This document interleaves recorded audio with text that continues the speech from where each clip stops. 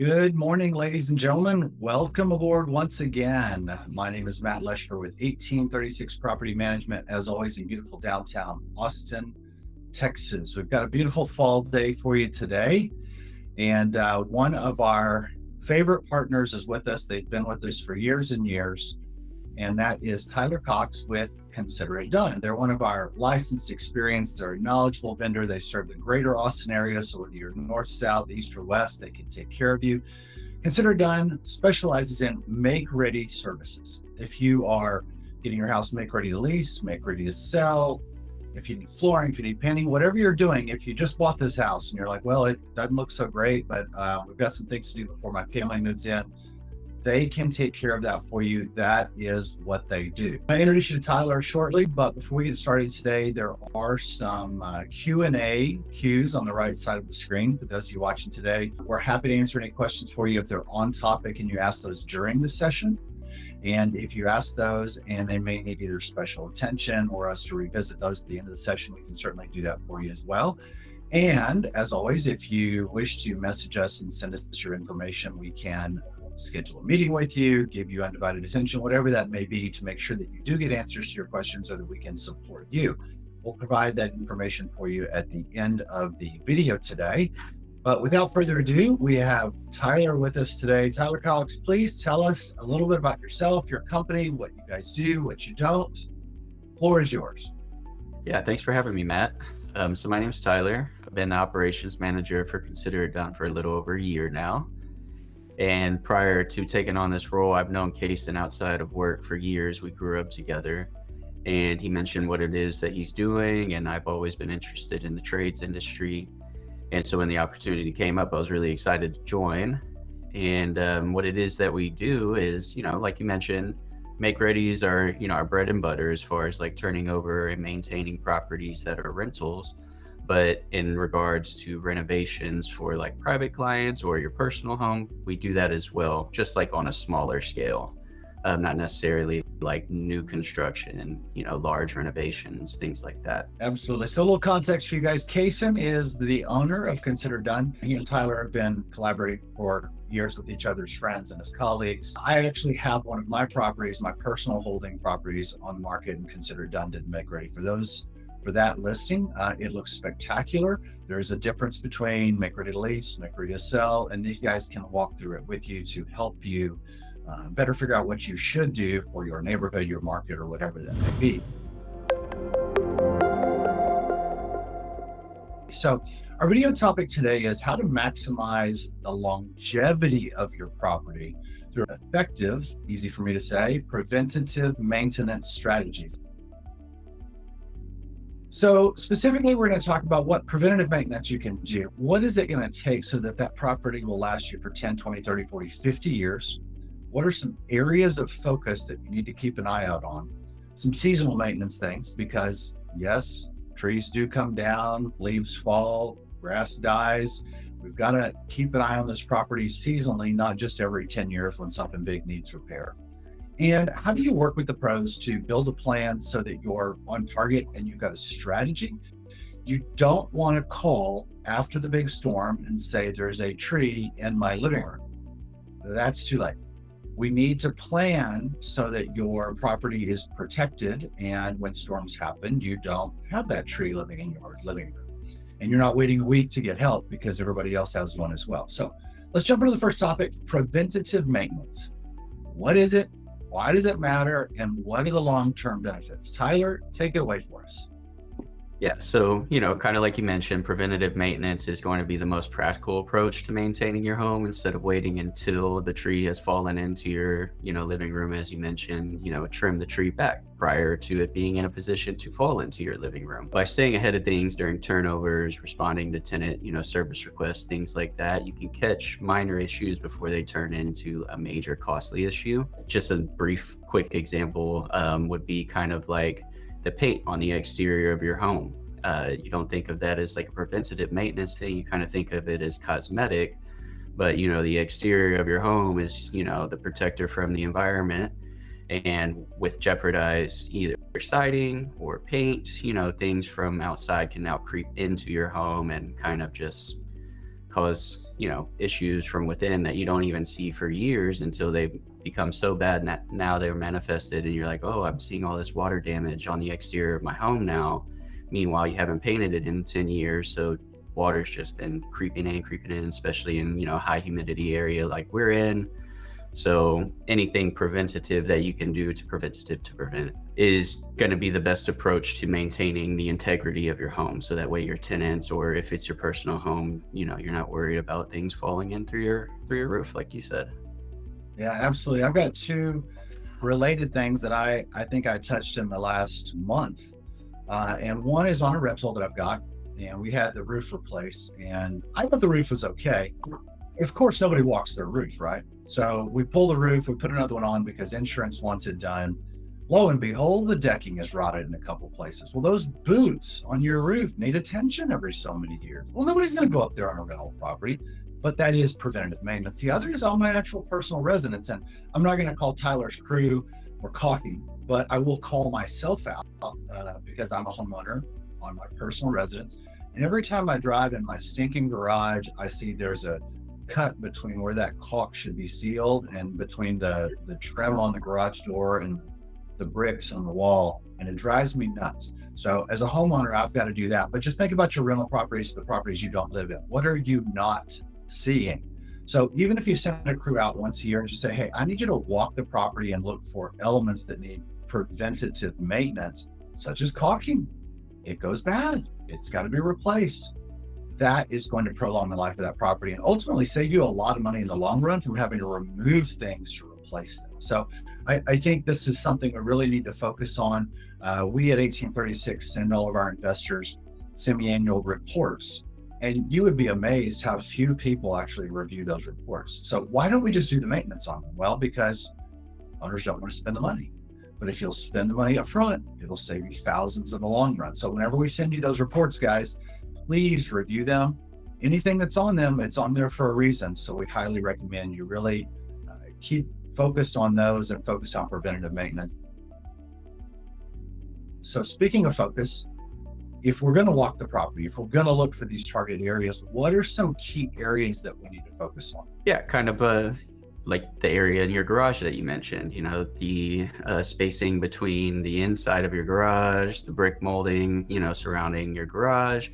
There might be, believe it or not, especially with newer homes, some of these things get missed, even like when the home is brand new. It's only, 3 years after it's been made, and you'll find some areas that weren't caulked and weren't sealed properly.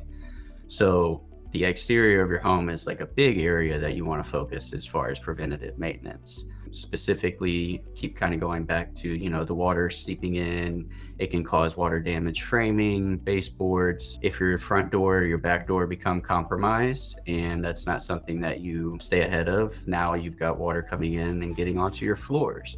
So, first thing that you want to start with is the exterior. Definitely caulking, painting, and then your doors and your windows. Make sure that everything is sealed, preventing, water and moisture from getting in.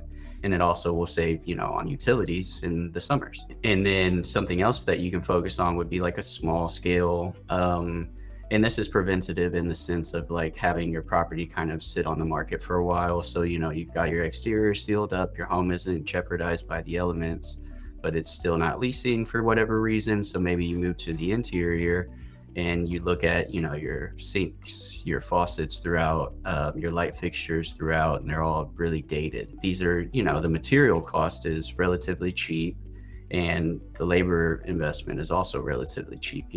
A fixture and a faucet swap doesn't take much time at all. But again, it prevents you from having this home that's just sitting on the market for months, and you're like, why does nobody want to live in a house with, the base the base, everything is from 1993. So that's one area that you can get ahead of things. And then again, I think most importantly is when you have a tenant in the house and they're sending these service requests to, really stay on top of those. And, sometimes tenants are a little more needy and complaining than others, but, at the root of that, they're trying to look out for where it is that they're living, the property that they're at. And it can be something as simple as, I'm trying to think of an example. So like a more modern home with those floating glass showers, and the tenant is like, hey, every time I take a shower, there's water splashing on this baseboard. And instead of just being like, oh, quick complaint, just brushing it off to the side, well, oh, maybe we shouldn't just have that area open. We should, put like a sliding glass door. That way that baseboard doesn't get hit with water over the course of this person's 2-year lease. And then once we turn it over and we pull it back, now there's a bunch of growth behind there on the wall. So just kind of taking tenant requests seriously, as a property manager should, I think is the most effective way. Yeah, I think that's a great way to stay on top of things. Those new open showers in all the mid-grade hotels, like a Courtyard or something, drive me absolutely bananas. There's no door, there's no nothing. Water ends up everywhere. Well, it's the same thing in your house. I don't know why that became a trend. I don't love it, but it is what it is. And so you've got to make sure that water is dried up or prevented. We've had numerous problems over the years with people taking showers and just simply getting water outside the tub and not acknowledging it, and it turns into rust. You've got to watch for all these things. The other is if you've got residents that are requesting something, let's say they're requesting some sort of upgrade. It's not taking it to platinum level, but it's just a repair. Like, hey, I'm going to make this up, right? This isn't a real thing. Hey, the master bath, the mirrors are builder grade and the fixtures are old and builder grade. We want new fixtures and mirrors. And it's easy to think to yourself, well, no, they're functional and I'm not going to spend the money on them, right? Because you think of that as an expense. But the truth is, if you can tie that into something, it's increasing the value of your property. So what I say by tying that in is it time for their renewal? Well, if you would like to renew your lease for another year, which saves us thousands of dollars from tenant turnover, I'm happy to spend $1,000 and give you new sinks, mirrors, and lighting, because now your property went up in value for a net cost of, let's say, $500 out of more than you would get.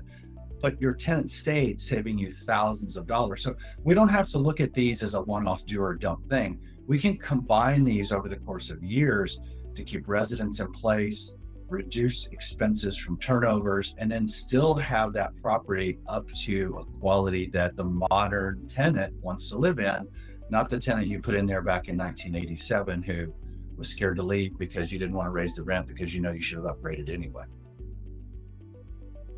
Let's get into old seasonal maintenance tasks, how to plan for those guys. So Tyler, around Texas, hot as heck during the summer. Then we get crazy winter, and then it goes back to summer. We don't really get the spring and fall very much here, but I'll tell you what, my gutters are a disaster. We cannot get the leaves out of those, and if those back up, then the water goes into the fascia and everything else. So tell me a little bit about the fall, what we should be looking for, just all through the seasons. What do we need to take care of? Yeah, so specifically right now, the gutters and your exterior lawn maintenance are going to be what you should prioritize as far as being preventative again. So you mentioned the weight of your gutters filling up with leaves. That can cause all kinds of issues, like the water can just back up, it doesn't have anywhere to go, so it spills into your home, inside the siding, the fascia, your soffit, all that can become water damaged. But the weight of the leaves building up in your gutters can obviously, put this physical strain on the home, and they can even fall down, and that can, tear up your siding and maybe even tear up your roof. And those are, going to be some pretty expensive repairs that if you end up with that. Like you said, we don't really get the beautiful fall here, but leaves definitely do start coming down. And some homes don't have gutters at all, so that they have no collection system essentially. And whenever you have these leaves and just yard debris building up and your tenants not really getting out there and doing the lawn maintenance themselves, they don't have a vendor contracted, and it just kind of piles up, that's just a place for like critters, and things can kind of like burrow in and set up shop for the winter, and then that can cause like pest issues in your home, well as like killing your lawn because everything's just completely covered up and turning into mulch essentially. And so as far as like, lawn maintenance during the winter, those are going to be your key factors, especially, the big one is trees. You definitely want to stay on top of your trees, because dead, limbs up in your tree kind of go unnoticed because nobody's really looking up. Everybody's looking down, especially nowadays. And in the winter, we have our crazy once a year massive freeze, trees are going to kind of perish and those are going to fall. And that puts your home, that puts your car, sidewalks, anything, people walking around, that puts all that at risk. That's a giant liability. I think trees are probably the number one thing as far as lawn care that you really want to make sure you're staying ahead of, because they're big. Those branches carry a lot of weight. They can cause a lot of damage.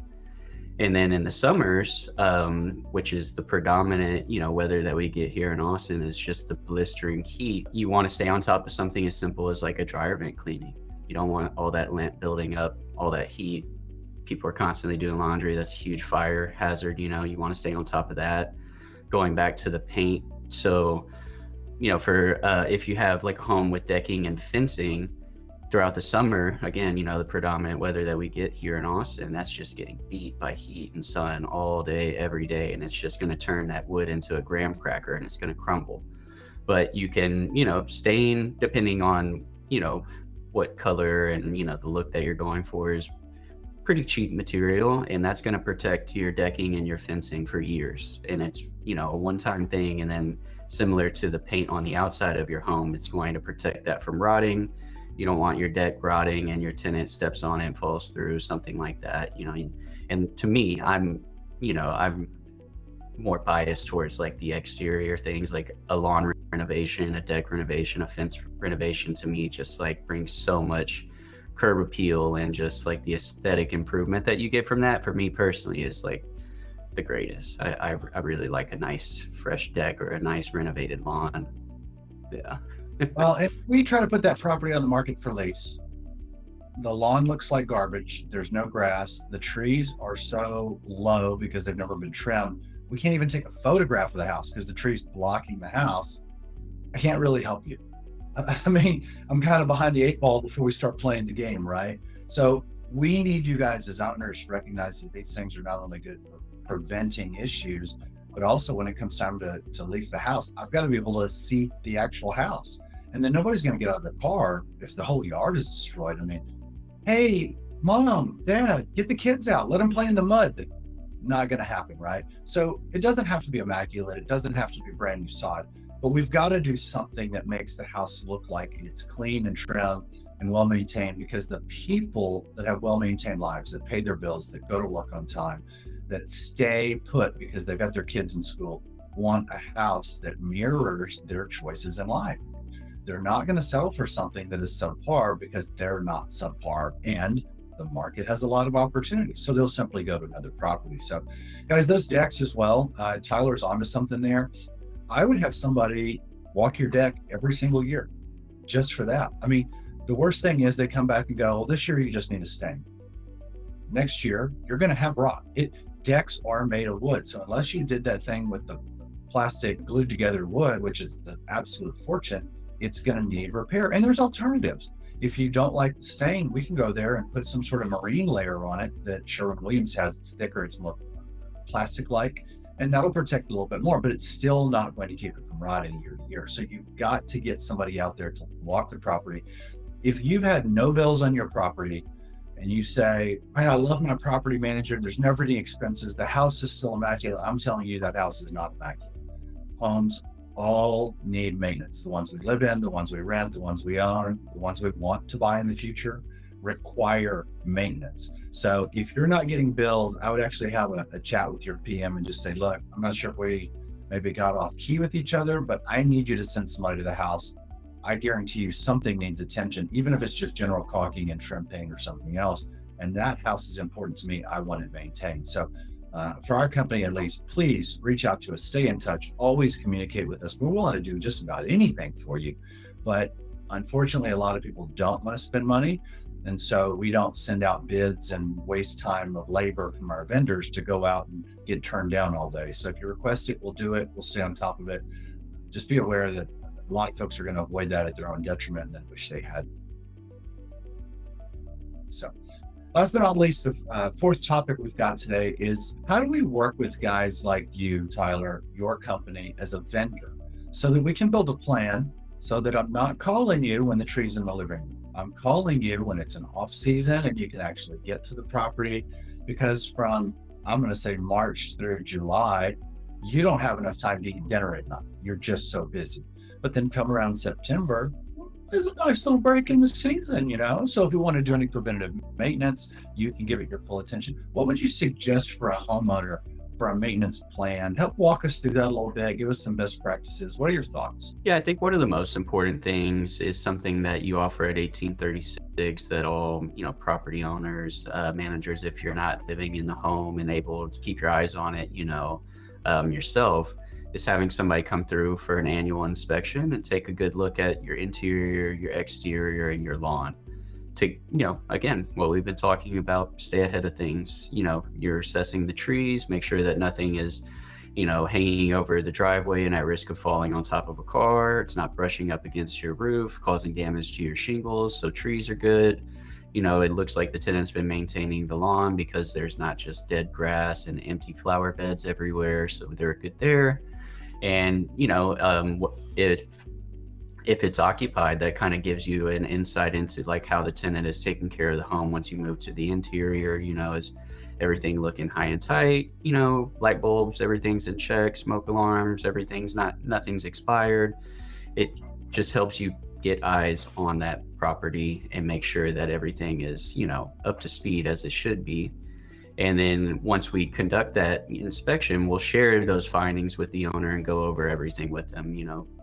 So we found this, and this is extremely important. I would not put this on the back burner no matter what. This, is maybe, I think these faucets are a little dated, and, maybe you disagree. Let's see if we can, come to a middle ground if we want to move forward with that. So once all the findings are kind of laid out between, myself, the owner, and the property manager, kind of come up with a plan of what it is that we do want to focus and address. And then after that, the scheduling and communication is where we really shine, scheduling, because like you said, you don't want your house just sitting there, you want, and if your tenant is living there, you want the repairs that they're requesting to be handled, promptly. So the scheduling and the updates and the communications throughout that process is really important for us, because we know that sometimes the homeowner is not there to keep up with things themselves, so the photos and notes that we give them is the update that they get. And it helps them understand that, their house is being taken care of. I've had somebody look at it, like you said, it hasn't been 3 years since I've received, an update about, my shower needing to be regrouted or recaulked, even though I know for a fact that should be happening every year, every turnover, that caulk. That's one thing that we've, have found some owners, unfortunately are like surprised whenever we're bringing like all these little details to their attention from what we found from our inspections, because, it's almost like other people aren't as detail oriented as we are. Yeah, I feel like we need to turn the mindset from maintenance issues brought to your attention are problems to thank you for bringing this to my attention so we could address it, because there's no free ride. And so if we fail to address it, it's going to cost thousands. If we do address it, it's going to cost us hundreds. And so I feel like there needs to be a mindset shift in investors. I always like to tell people who are investing in real estate, if you have a 401k, do you put $100 in it when you're 20 and then retire? No, you put $100 in it every month or whenever that may be, your schedule, your budget, and then you hope to retire. With real estate, it's not exactly the same, but it's similar. You put money in, then you'll have to reinvest some money. You don't just get to keep pulling out for the rest of your life with no reinvestment. It takes reinvesting some of that capital to maintain. This would be the same thing if you have a business. You start a business, you don't just pull all the money out. No, you've got to train staff. You've got to buy equipment. You've got to buy technology. You've got to train people. You've got to have insurance. All of that is reinvesting to make that endeavor successful. Real estate is no different. So I think we just need to really turn this around to thank you for letting me know that needs to be done. Please take care of it, because it's not going to go away, and you should be grateful that we are paying attention to those items. So I've got a question from Marilyn. I'm going to cue that. We've just got one more little question for Tyler, and then we'll get to any questions that we may have. And I can't wait to get his take on that as well. A little bit more about Consider It Done services. Our viewers today are getting to know you. I know that we've worked together for a long time. We have a lot of trust with you guys. We love what you do. And we also have great expectations set between the two. What else can you tell our audience about your company, your services that may be beneficial to them if they're not already working with you? Yeah, so we're a smaller team of technicians, and we're in the grand scheme of things, and with that comes some benefits. Everybody on the team is held accountable, and we hold ourselves to a high standard. Like you mentioned, the quality of work is something that we feel like should just be a given. That's the standard: is you're going to receive a quality repair, not a makeshift, bottom dollar kind of repair. That's not what we offer. And since we're such a close knit team, we're able to develop, like a more detail oriented service, instead of just factory farming, just sending things out and just, oh, it wasn't on the list. You didn't mention anything about that. Sorry. That's why we didn't look. Everybody on our team kind of understands the niche market that we're in, which is predominantly property management companies, and everything that we've been talking about today. They have that in the back of their head. So every time they show up for anything, even just a simple work order, servicing like a deadbolt that won't lock, instead of just suggesting the striker plate, leaving and calling in today, it's like, oh, I noticed every single one of these doors at the corner has a spider crack. So I can almost promise you that, you got something going on with your foundation, just giving further insight instead of just a black and white, you asked for a striker plate adjustment, that's what you got, and nothing more, nothing less, type of approach is not something that we're keen on. And I think that's a huge selling point for us. That helps us stand out. Absolutely. And, we have some investors would get it and some investors that simply say, give me the cheapest provider. And I'm telling you that as a property manager, we should never be giving anybody the cheapest provider, because that guy will not do the job properly. He'll be gone. He'll take half the check. He won't come back to clean up after the job's done. He'll leave the job site a mess, and something will not be done correctly, and you won't be able to find it. So there is a cost to doing these things right. It doesn't mean we need to renovate the house and turn it into the Taj Mahal, but it means we need to just simply do the job right. And that takes some attention. It takes some people that care. I'm going to pop this into the chat. So if anybody has any questions about you, Tyler, they know how to get a hold of you. So I'm sure, Tyler, you see Marilyn's question on there. I've got my opinion, but I don't want to jade your answer. If you were Marilyn, you own some rental properties, or you were going to move out of your house and needed it made ready for sale or lease, how would you find vendors knowing you're a vendor? What would you do? So first thing I would do is, I think what most would do, and go to Google and look at the reviews of the company. Hopefully they have a website. Hopefully they've got some established reviews that don't look like they're paid for, and you can kind of see that this person has provided, quality work for somebody. So either, oh, this guy was just really insightful and helpful, and, he came for something simple and told me more than I needed to know, but in a good way, gave me all this helpful information. Or believe it or not, sometimes you'll Google somebody's name and then you'll find the complete opposite online. You'll see that it's kind of interesting. I've had people reach out to me to come on board as a subcontractor, and then just by doing a very brief amount of legwork on Google, you find that they've stolen thousands of dollars from people. That's happened to me multiple times. It's shocking. So just a little bit of legwork and, doing some basic Googling, just researching who this person is, and then see if something comes up. And if you're not able to find anything good or anything bad, that's not necessarily a red flag. Maybe they're just not putting any kind of, effort into search engine optimization. Not everybody is, especially in the trade industry. So that's where I would start. If you're lucky enough to have somebody that you've worked with on anything, they've come and they've done your lawn, they've come and they've trimmed your trees, you've had an electrician, a plumber, anybody come do something, hey, do you have a recommendation? Word of mouth, I think, is probably, not everybody has that opportunity though, but I would say that that's the most valuable thing when it comes to looking for a vendor, is if you have somebody that you've worked with, they've delivered for you, you trust them, and they're saying, oh, I vouch for this person and I trust them, and then they give you their contact. That would be ideal. And then thirdly, I think those are going to be your best routes, is just, vetting people online, and then any kind of referral that you can get is going to be the most valuable. I would have said, ask a property manager. And the reason I say that is because real estate agents will get somebody they love and keep them in their pocket, but they kind of have these people who don't do a lot of volume and they're one off, and they're like, oh, call my guy. But your guy doesn't really do business, he does repairs. There's a whole different animal between I can do a job and I can run a business, which means I'm reputable, I show up, I'm not going anywhere, things won't fall apart down the road. Property managers do so much volume that we can't put up with people that can't do business consistently and stay in it. We just adding a one-off vendor to us is not worth even having them. And so when we're turning 400 properties a year, 30 a month, that is a lot of volume to be able to see how people produce, how they do. I guarantee you something's going to go wrong with one or two of those homes. Guarantee you, no matter what. I mean, it could be the biggest fluke you ever heard of. Something is going to go wrong when you do that much volume, but how they handle that. And so to me, the property managers in town that do the volume are the ones that really see who does and doesn't show up when times get tough. Honestly, people just don't mess with us to try to steal money. But if you're an individual homeowner trying to manage your own property, especially if you're out of state, I mean, it's like dealing with pickpockets out there, because Texas is the only state I'm aware of that doesn't require people to be general contractors. So everybody's in the business or knows a guy. And those are the people you have to watch out for. I can't think, because of that alone, of a better state where you should hire a property manager, simply because dealing with vendors here is the Wild West. We don't want to be regulated. Don't tell us what to do. Well, that's fine, unless you're a consumer that lives in California managing a property in Austin.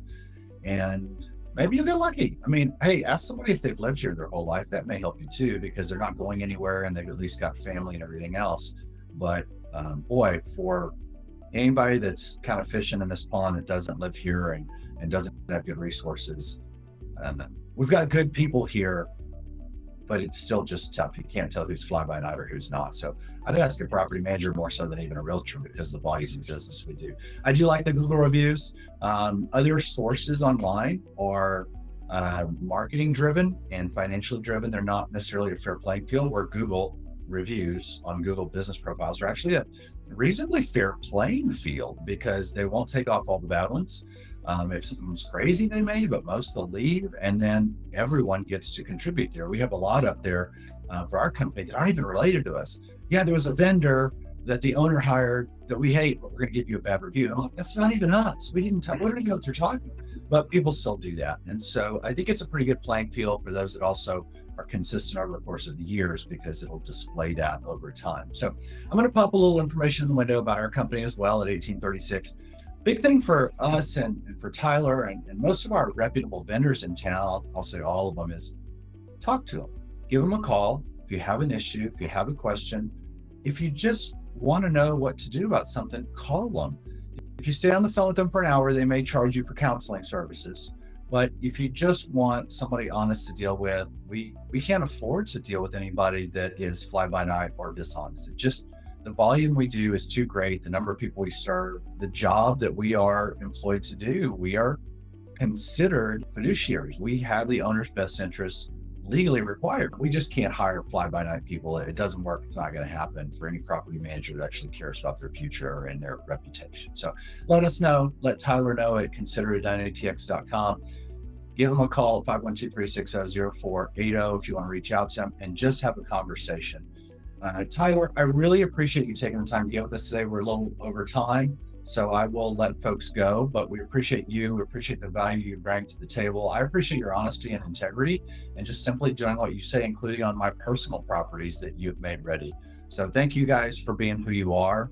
Thank you for contributing for our owners and everybody else out on the web today. And I look forward to working with you for years to come. Yeah, thank you for the kind words, Matt. Appreciate it. Well, guys, thanks for watching us. As always, you can find us online, and it's a pleasure to serve you and just to be here for you, to help you if you're a real estate investor in Central Texas.